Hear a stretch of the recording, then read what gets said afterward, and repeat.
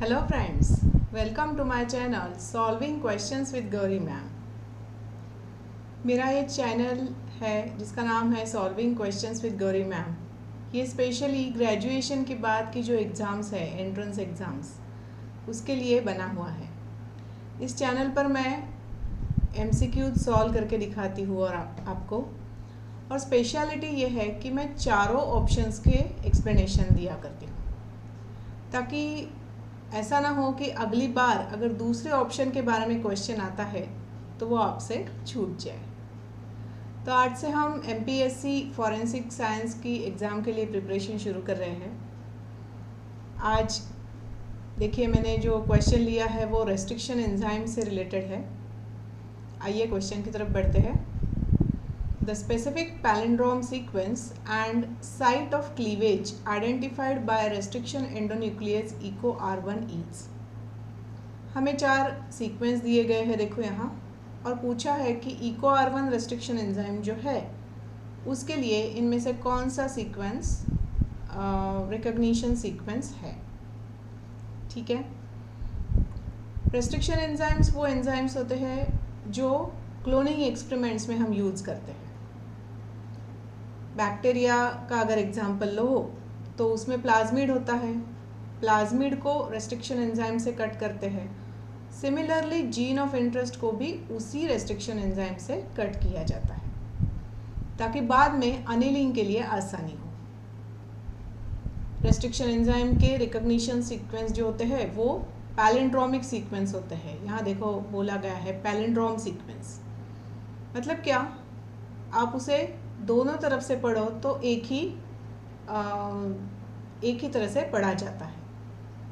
For example madam, MADAM, इसे आप आगे से पढ़ोगे तो MADAM ही होगा, पीछे से भी पढ़ोगे तो MADAM ही होगा।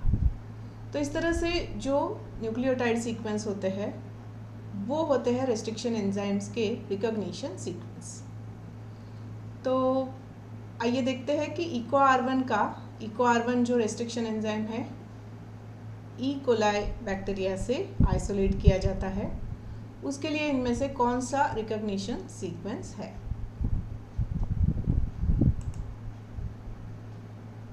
ये जो पहला ऑप्शन है GAATTC, ये है EcoR1 के लिए। दूसरा है देखो AAGCTT, ये रिकॉग्निशन सीक्वेंस है रेस्ट्रिक्शन एंजाइम HIND3 के लिए, जो हीमोफिलस इन्फ्लुएंजा बैक्टीरिया से आइसोलेट किया जाता है। तीसरा सीक्वेंस है देखो GTTAAC, this is for HPA1।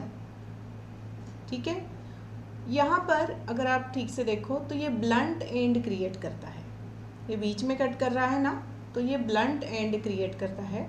और ये ब्लंट एंड क्रिएट करने वाले रेस्ट्रिक्शन एंजाइम ज़्यादातर हम यूज़ नहीं करते, क्योंकि क्या होता है बाद में अनिलिंग के लिए प्रॉब्लम होता है।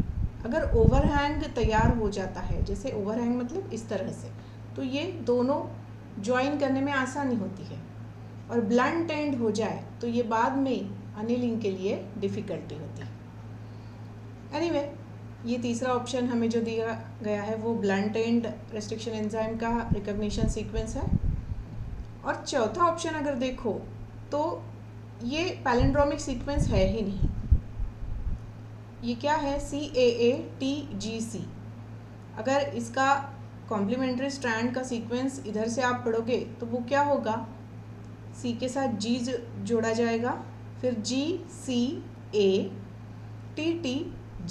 इस तरह से उसका कॉम्प्लीमेंट्री स्ट्रैंड होगा जो इसके साथ पैलिंड्रोमिक सीक्वेंस में नहीं है। तो इस वजह से ये किसी भी रेस्ट्रिक्शन एंजाइम का रिकॉग्निशन सीक्वेंस नहीं है। ओके, तो इस तरह से हमने चारों ऑप्शंस डिस्कस किए और हमें आंसर मिलता है ऑप्शन फर्स्ट, जो EcoR1 रेस्ट्रिक्शन एंजाइम का रिकॉग्निशन सीक्वेंस है। मुझे लगता है मेरी ये मेथड आपको पसंद आई होगी। अगर आपको ये आइडिया पसंद है, आपको इस तरह से क्वेश्चन सॉल्व करके चाहिए, तो आप मुझे शेयर कर सकते हो थ्रू कमेंट सेक्शन, या मैं मेल ID भी शेयर कर रही हूँ आपके साथ। और आप और मैं दोनों आपकी एग्ज़ाम के लिए प्रिपेयर कर सकते हैं। So this is my mail ID, and don't forget to like, share and subscribe to my channel, and also to hit the bell icon. Thanks for watching.